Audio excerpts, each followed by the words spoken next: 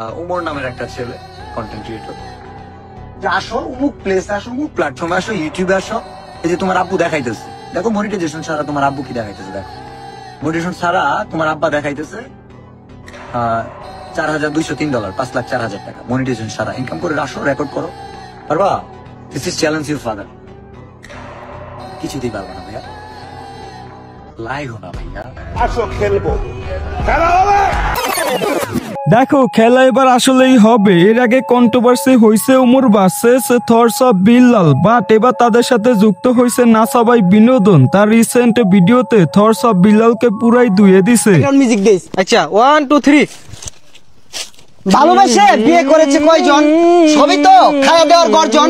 আমি পারবো কিনা জানি না, তবে স্বপ্ন আমার একটাই, আমি বতমারা একজন কন্টেন্ট ক্রিয়েটর হতে চাই।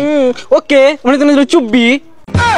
দেখো খেলা এবার পুরাই জমে গেছে। এখন আমি তোমাদের পার্সোনাল ওপিনিয়ন জানতে চাই, তোমাদের কাছে কারে বেস্ট মনে হয়? উমরন ফায়ার, থরস অফ বিল্লাল এন্ড নাসাবাই বিনোদন। ভাই যে তাদের ভিতরে একটা কন্ট্রোভার্সি হইতেছে, এখানে কে ভুল আর কে সঠিক ওইটা অবশ্যই কমেন্টে জানাও। তার আগে চলো আমরা দেখে আসি এই বিষয় নিয়ে উমর তার লাইভে কি বলছে।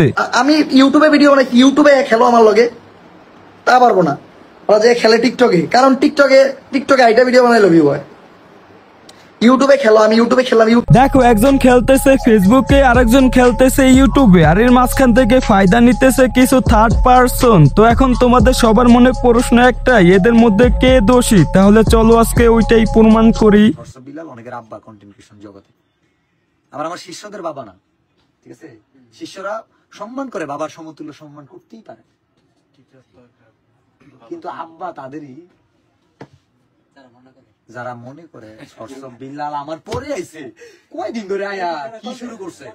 দেখো সে তার ভিডিওতে উমরন ফায়ারকে মিন করে অনেক কথা বলছে, আর শুধু মিন করে না, সে ডাইরেক্ট উমরের নাম নিয়েও তাকে অপমান করছে। এখন আমার কথা হইলো, সেই ভিডিওতে যে কথা বলছে এই কথার মানেটা হলো সেইটা বুঝাইতে চাইতেছে যে সে অনলাইনে উমরের থেকেও আগে আইছে। এখন আমি এটা শিওর জানি না যে সে অনলাইনে উমরের থেকে আগে আইছে কিনা, বাট যদিও সে আগে এসে থাকে তখন তাকে কেউ চিনতো না, তাকে চেনে মাত্র 2 দিন 4 দিন হয়েছে, বাট উমরকে সবাই চেনে 18-19 সাল থেকে। হ্যাঁ ভাই, এটা আমার কথা না, এটা তার অডিয়েন্স এন্ড তার কথা। দেখো আমি এখানে কারো চামচামি করতে আসি নাই, যার ভুল আছে ওই ভুলটা আমি তোমাদের মাঝে দড়িয়ে দিব, আন্টে সে যেন ভুলটা শুধরায় না, এটাই হলো আমার কাজ। আর এই যে আমি ভিডিওর মাঝে মাঝে উমর বলি, দেখো সব জায়গায় কিন্তু উমর অন ফায়ার বলা পসিবল হয় না।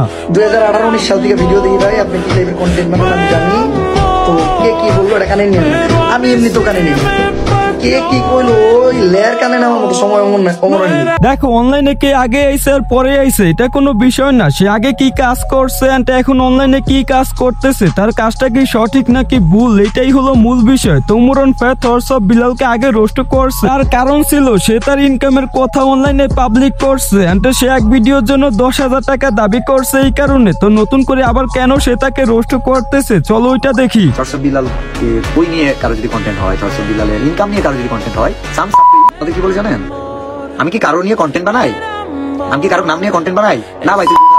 দেখো থরস অফ বিল্লালকে আগে কেন রোস্ট করা হয়েছে ওটা লজিক তোমরা পাইছো, বাট এখন আবার কেন তাকে রোস্ট করা হইতেছে এটা লজিক তোমরা অনেকেই পাও নাই। তাহলে চলো আজকে তোমাদেরকে এটা লজিক দেই। এখন তোমরা অনেকেই দেখছো রিসেন্ট থরস অফ বিল্লাল একটা বই লেখছে, এখন সে একটা বই লেখছে, এটা খুবই ভালো কথা, কারণ আমাদের বাংলাদেশে তো এরকম রুলস আছে, তোমরা টিকটকে ভাইরাল হইলেই বই লিখতে পারবা। যেমন কিছুদিন আগে লেখছিল কাফি, এখন আবার লেখছে থরস অফ বিল্লাল। দেখো তারা বই লিখবে, বইতে কোনো সমস্যা নাই, বাট এই যে তাদের বই পড়ার পরে অনলাইনে এইগুলা কি হইতেছে।